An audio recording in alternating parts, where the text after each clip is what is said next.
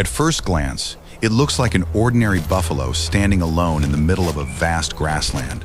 But something is terribly wrong. It keeps shaking its head, stamping its feet, and whipping its tail violently against both sides of its body. Its eyes are red with exhaustion.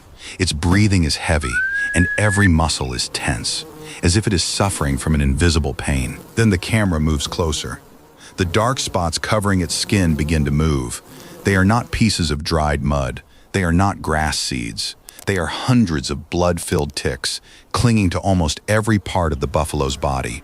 They crowd beneath its belly, cover its legs, hide behind its ears, and bury themselves inside the softest folds of its skin. Many have already fed until their bodies have swollen like giant beans.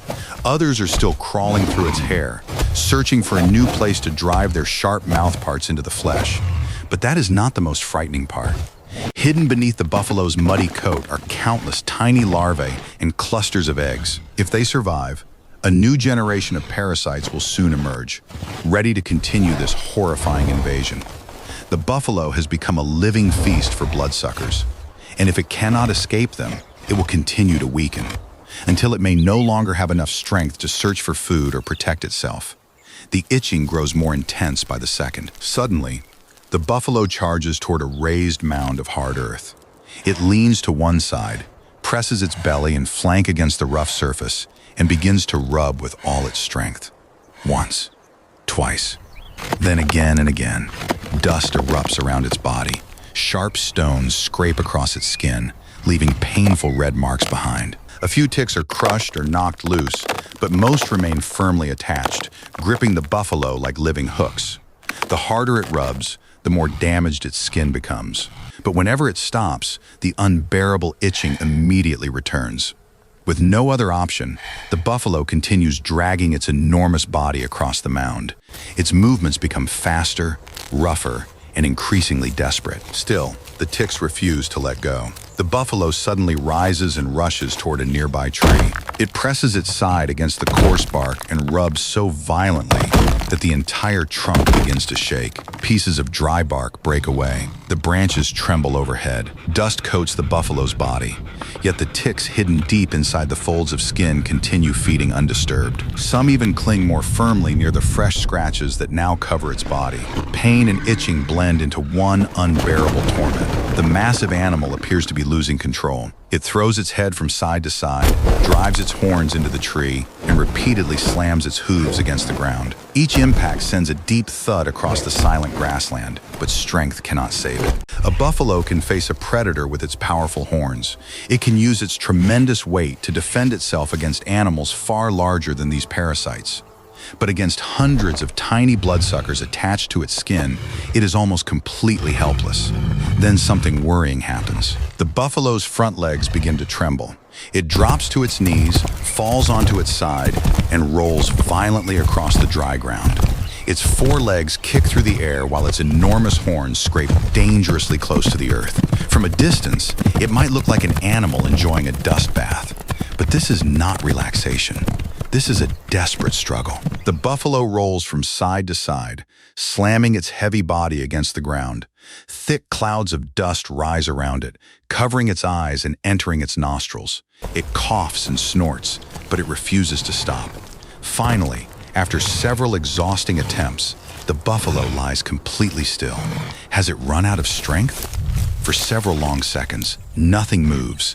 Then one ear twitches. The buffalo plants its front legs against the ground and tries to rise. Its hooves slip, and the animal collapses again. Only on the second attempt does it manage to push itself upright. Its body is covered in dust. Fresh scratches run across its flanks. Its chest rises and falls with every rapid breath. Yet the most horrifying sight remains unchanged. The ticks are still there. The torment is not over. Without warning, the buffalo begins to run. It is impossible to know whether it is searching for help or simply trying to escape from its own pain. It races across the grassland, crashes through low bushes, and tramples dry branches beneath its hooves. But no matter how fast it runs, it cannot leave the bloodsuckers behind. They are traveling with it. The midday sun burns over the open land. The buffalo's strength begins to fade. Its pace slows. Its head hangs low. Its mouth remains open, and saliva drips from its lips with every labored breath. Just when it seems unable to continue, a flicker of light appears beyond the bushes. A lake. The buffalo stops for a moment. Then, as if it has found its final chance to survive, it charges straight toward the water. A huge wave erupts when its heavy legs crash through the muddy shoreline. The buffalo moves deeper, stirring clouds of sediment from the bottom.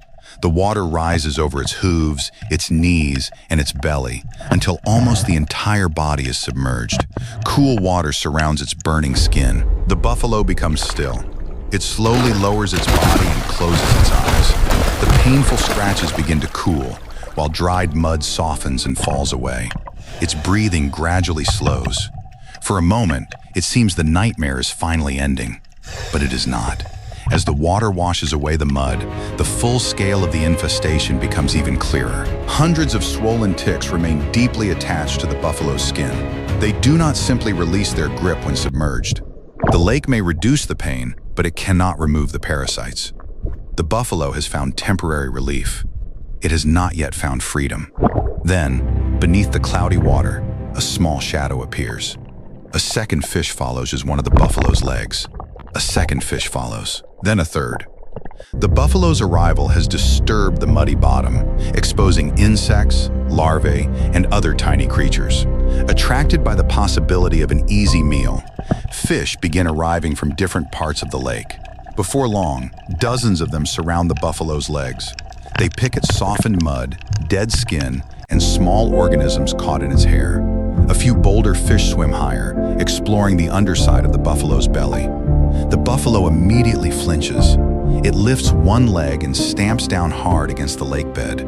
Mud explodes into the water, and the frightened fish scatter in every direction. But only seconds later, they return. This time, a larger fish notices something round and swollen behind the buffalo's leg. It swims closer and tilts its head. It has found a tick filled with blood. The fish pecks at it. The tick holds on. The fish pulls back, darts forward, and bites again. This time, the tick is torn free. In an instant, the fish swallows it. That single discovery changes everything. Another fish quickly finds a second tick. Then another finds a third. Within seconds, the entire school seems to understand that the buffalo is carrying an enormous supply of food. They rush forward together. The feeding frenzy begins. Only moments ago, a few curious fish were gently exploring the buffalo's legs. Now, the entire school crowds around its body, twisting, pushing, and competing for every tick they can find. One fish attacks the parasites around a leg. Two more pick beneath the belly. Smaller fish slip between the hooves and into narrow folds of skin. Larger fish use their stronger mouths to tear away the biggest ticks, their bodies swollen from blood. Every time a tick is pulled free, 3 or 4 fish charge forward to seize it. The water erupts with movement. The fish thrash so fiercely that small whirlpools form around the buffalo. Some break through the surface before diving back down to claim a better position. The sudden abundance of food excites the entire school. They are no longer investigating. They are competing in a frantic underwater hunt. One by one, the ticks are torn away. Entire clusters of parasites begin to disappear. The bloodsuckers that tortured the buffalo for hours have suddenly become food for an army of hungry fish. At first, the buffalo remains tense. It lifts its legs and jerks its body whenever a fish touches its skin. But then it realizes something. These tiny bites are not hurting it. Instead, the terrible itching is beginning to fade. The buffalo stops stamping its feet. Its tail becomes still. Slowly, it lowers its belly deeper into the water, allowing the fish to reach the most heavily infested parts of its body. It seems to understand that the creatures beneath the surface are not attacking it. They are helping it. The massive animal finally begins to relax. Its exhausted eyes slowly close. Its heavy head drops lower until only its nostrils and horns remain above the surface.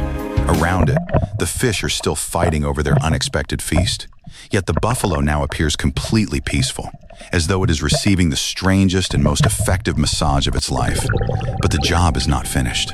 After consuming most of the largest ticks, the fish continue examining every section of skin. They discover smaller parasites hidden beneath the hair, along with tiny larvae and clusters buried around the legs and belly. No area is ignored. The larger fish remove the swollen adults. The smaller fish clean the narrow folds and difficult spaces. Together, they form a natural cleaning team, one perfectly suited to the task. 1 hour passes, then another. The burning midday light softens into a warm golden glow. The surface of the lake gradually becomes calmer as the supply of food on the buffalo's body disappears. The buffalo cautiously takes one step. The unbearable itching does not return. It takes another. Its body feels lighter and more comfortable than it has in days. At last, the buffalo begins walking toward the shore. Water pours down its sides as it rises from the lake. Beneath the setting sun, the animal looks completely transformed. The thick layers of mud are gone. The hundreds of blood-filled ticks have disappeared. Its wet coat lies smoothly against its powerful body, reflecting the golden light. The small wounds will still need time to heal, but the nightmare itself is finally over.